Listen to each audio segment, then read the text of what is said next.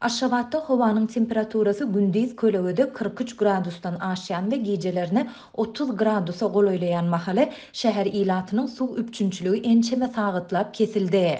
Şäher häkimliginiň we paýtagtyň suw edarasynyň wekilleri ýaşaýjylaryň bu barada edýän şikaýetlerine ätýaşlyk suw gaplaryny doldurmagy maslahat bermek bilen jogap berýärler.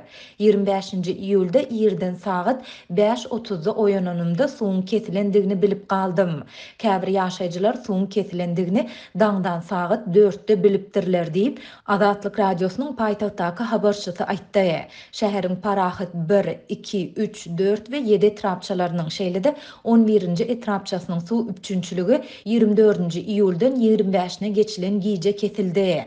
Etrapçylaryň käbirine şäheriň suw edarasy tarapyndan ýöreýte suw uloglary iýerildi.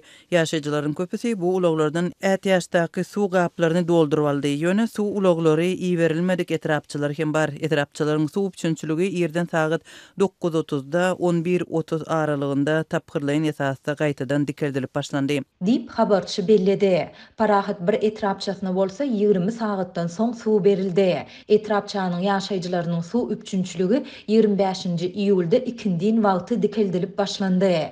Ýöne habarçymyz krantlardan goý berilýän suwun göwrüminiň juda azdygyny aýdýar. Dün akşam giýje şu gün ýerden we günüň dowamında suw bolmady. Häzir suw az depkinde berilip başlandy. Ähli adamlar ätýaşdaky suw gaplaryny doldurup almaga çalyşýarlar.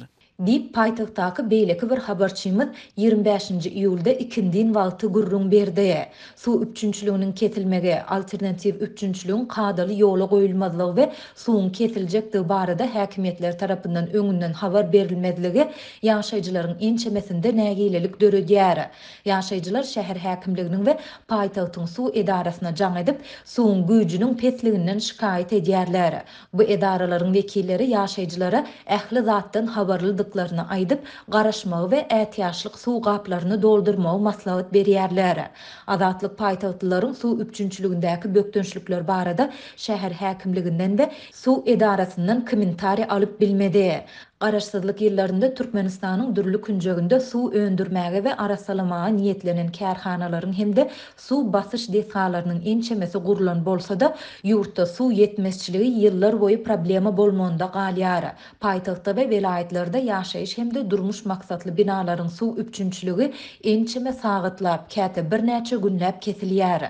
Bu bökdünçlükler her ýylyň tomus aýlarynda, jokrama issy günlerde hasta ýitileşýär.